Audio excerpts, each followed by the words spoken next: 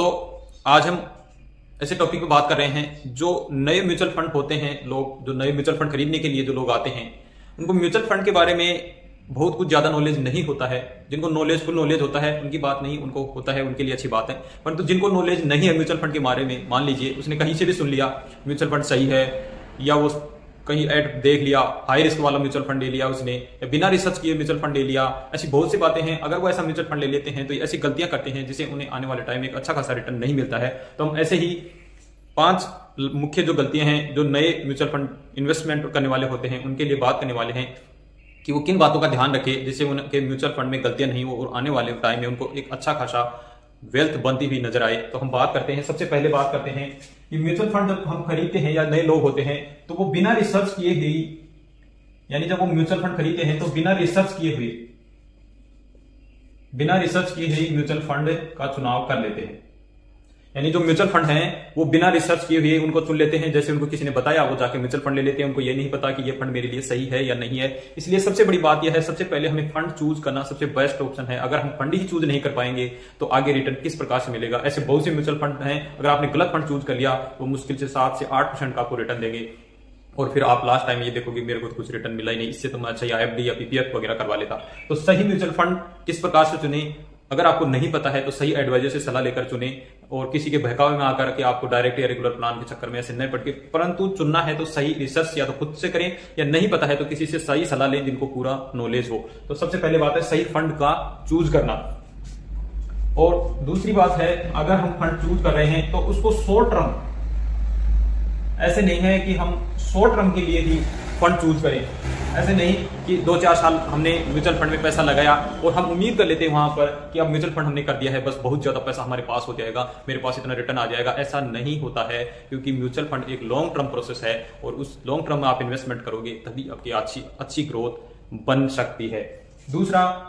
हो गया। तीसरा हम बात करते हैं कि म्यूचुअल फंड में अगर आप SIP करते हो या लमसम करते हो तो इसको आप शॉर्ट टर्म, यानी इस शॉर्ट टर्म को चूज करने के बाद यहां पर आपको अच्छा खासा रिटर्न नहीं दिखता है और रिटर्न करने के बाद आप इसको बंद कर देते हैं। यानी आपने कुछ दिन के लिए यहां पर इन्वेस्टमेंट किया, रिटर्न अच्छा दिखा नहीं, शॉर्ट टर्म चूज कर लिया था आपने और शॉर्ट टर्म चूज कर लिया, रिटर्न अच्छा नहीं लिया तो आपने इसको बंद कर दिया। और जैसे आपने बंद किया या कुछ मार्केट का करेक्शन हो गया, वहां पर दिखा कि आपका पोर्टफोलियो में आपको तो आपका जो मूलधन लगा है उसमें ही आपको रेड दिखाई दे रहा है या कुछ पैसा माइनस हो गया है, आपने बंद करके पैसा रिडीम कर लिया। कभी भी ऐसा नहीं करना है। अगर ऐसा करोगे तो आप डेफिनेटली आपको नुकसान होने वाला है। तो ऐसी इन गलतियों से आप जरूर बचें, क्योंकि नया इन्वेस्टमेंट करने वाले होते हैं म्यूचुअल फंड में, उनको पूरा नॉलेज नहीं होता है, नए मार्केट के बारे में, नए म्यूचुअल फंड के बारे में, और वो कुछ टाइम के लिए लगाते हैं, फिर उनको लगता है मार्केट डाउन हुआ, पैसा दिखा यहाँ तो कुछ नहीं, मेरा तो पैसा कम माइनस और हो गया, वो डर के मारे पैसा निकाल लेते हैं। तो इस चक्कर में उनका पैसा माइनस यानी कम हो जाता है और वो वापस, तो लमसम या SIP आप अगर कर रहे हैं तो उसको कंटिन्यू रखें आगे। ऐसा नहीं है कि अब 2, 4 या 6 महीने किया और बंद कर दिया, ऐसा नहीं करना है हमें। इन चीजों का भी आप ध्यान रखें। चौथा है, अगर आप डायवर्सिफिकेशन नहीं कर पा रहे हैं, मान लीजिए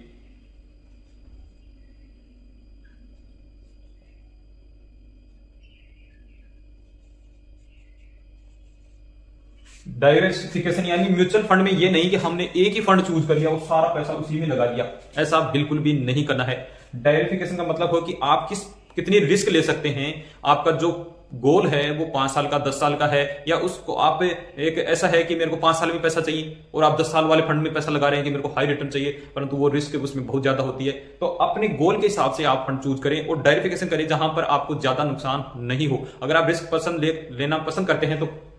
एक फंड में भी पैसा लगा सकते हैं, परंतु आप नए हैं तो इन चीजों का नॉलेज नहीं होता है, तो फंड को ऐसे चूज करें कि आपका पैसा 2-3 जगह अलग अलग डिवाइड हो जाए, तो वहां पर आपको एक साथ एक फंड में जो नुकसान ज्यादा होने वाला था वो नए होकर अलग अलग बढ़ जाए। तो इस चीज का भी ध्यान रखें। जैसे आप यहाँ पर लार्ज कैप ले सकते हैं, मिड कैप ले सकते हैं, स्मॉल कैप ले सकते हैं, कुछ पैसा लार्ज कैप में इन्वेस्टमेंट कर दें, कुछ पैसा मिड कैप में, कुछ स्मॉल कैप में, ऐसे करके आप अलग अलग डिवाइड कर दें जिससे आपको ज्यादा नुकसान होने से आप बच सकते हैं।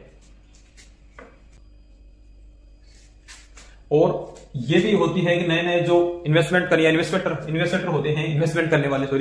जो इन्वेस्टमेंट करने वाले होते हैं या म्यूचुअल फंड में जो पैसा लगा रहे हैं, वो लोग क्या देखते हैं, ज्यादातर जाके देखते हैं किसी ऐप पे, थर्ड पार्टी ऐप पे गए, जैसे कोई भी ऐप ले लीजिए, ग्रो एंजल जो भी है, आपको वहां पर गए और ज्यादातर आपने हाई रिस्क वाला जो फंड देखा और इसमें तो एक साल में 70% का रिटर्न दिया है, 50% का रिटर्न दिया है, और हाई रिस्क का आपको पता नहीं, वहां पर हाई रिटर्न और हाई रिस्क होता है, आपको देकर चूज कर लेते हैं उसमें। और वो फंड आने वाले टाइम में डाउन आ जाता है, तो ऐसा हमें बिल्कुल नहीं करना है। उस फंड के बारे में पूरा नॉलेज करना है, उसका एक्सपेंस रेशियो कितना है,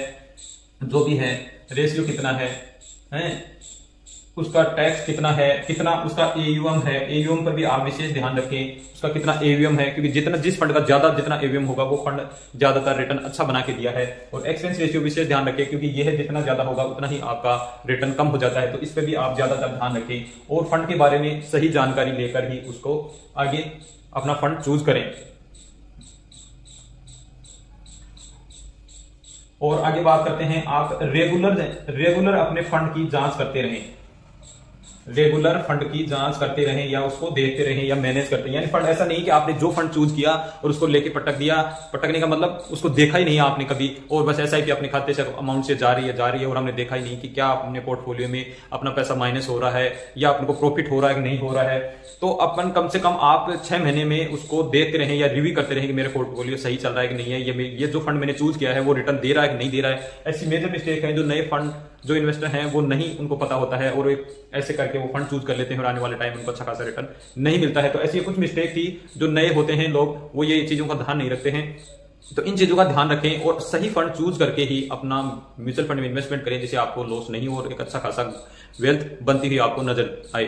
अगर वीडियो में दी गई जानकारी आपके लिए उपयोगी हो तो वीडियो को लाइक शेयर जरूर कीजिएगा, चैनल को सब्सक्राइब भी कर लीजिएगा। ऐसे ही महत्वपूर्ण वीडियो और आपको देखने को यहाँ मिलेंगे। अगर आपको और कोई मान लीजिए म्यूचुअल फंड से संबंधित कोई भी परेशानी आ रही है तो आप कमेंट करके बता सकते हैं, हम आपका जरूर वहां पर सॉल्यूशन या आपका हल करने की जरूर कोशिश करेंगे। इसी के साथ जय हिंद, जय भारत दोस्तों।